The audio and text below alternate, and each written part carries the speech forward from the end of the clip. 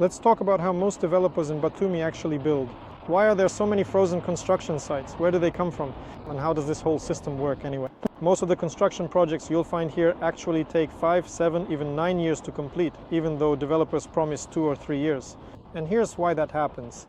This happens so often because when a developer starts building on their own, they ultimately don't understand who they're building for. In other words, they don't have a clear profile of their target audience and don't know what people actually want to buy. They certainly don't calculate how much they'll earn, how many people or investors there will be, how many people will actually live there, who it's all being built for, and so on. Now let me explain a bit more about what this is all about. The problem starts when the developer begins construction. And the first question isn't, let's figure out what people need. It's not, let's design the project for them, let's work out the details, the nuances, and so on.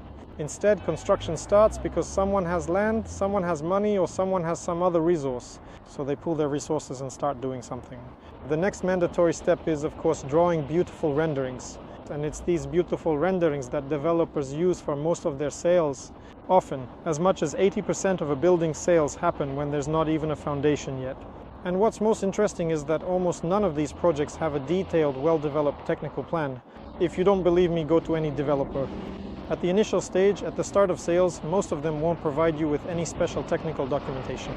Maybe you'll get some sketches here and there, but you won't receive a fully developed building plan with infrastructure, with the layout of what will be where and how, and so on. Why? Because the project is being thrown together on the fly. They draw some pictures and start selling at the first stage. What's the main thing? Of course, it's selling and getting money. As soon as they get a certain amount of money, that's when they start thinking about what to actually do with the project, how to finalize it depending on how much money they've received, how sales have gone, and so on. What's the downside of this approach? The first and biggest downside of this approach is that if you don't have a thoroughly developed project, you can't know how much the project will actually cost you in the end, right? In other words, it's simply impossible. And that's the reason why most developers end up facing the problem that they don't have enough money to build the product they promised. Often this approach leads to the developer starting to sell at an underestimated price and then realizing during the process that they don't have enough money, say, for the finishing work, right? For example, they might have built the facade frame, but then there's not enough left for the finishing. Or maybe they had enough for the facade frame and the finishing, but not enough, for instance, to complete the infrastructure. And there are just so many examples like this here. There are developers who, frankly speaking, spend 10 years working on the infrastructure and still can't finish it.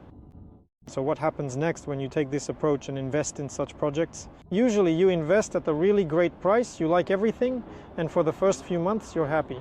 Then a year goes by and you realize that nothing has moved from a standstill. Then 2 years pass and you see that, well, something has been built, but it's not what you expected. And then, in the end, you start to realize all the downsides, that you can't exit this project at a reasonable price, and so on and so forth. If you enter a project with a good margin reserve, then even certain issues like construction timelines and so on can be offset. Because, for example, you calculated that it would bring in an extra 1,500 or 2,000 per square meter. And if the developer gets stuck for a year or two somewhere along the way, it's not that critical. You'll still come out ahead and with a good profit. But most people enter projects with a very small delta, with very little margin, and end up realizing they've gotten themselves into trouble. Any expert understands that when we analyze new developments, when we enter certain projects, we need to look not only at the attractive price, not only at the beautiful images, not only at the location.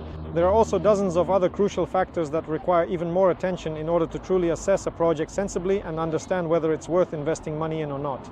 And by the way, this doesn't just apply to new developments in Georgia or Batumi.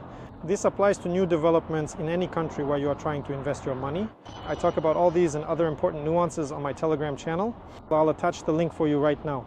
I recommend starting with the article's 7 main strategies that investors use when investing in overseas real estate. There I go over many nuances and show the pros and cons of each strategy. At the very least, read it. It's going to be very useful for you.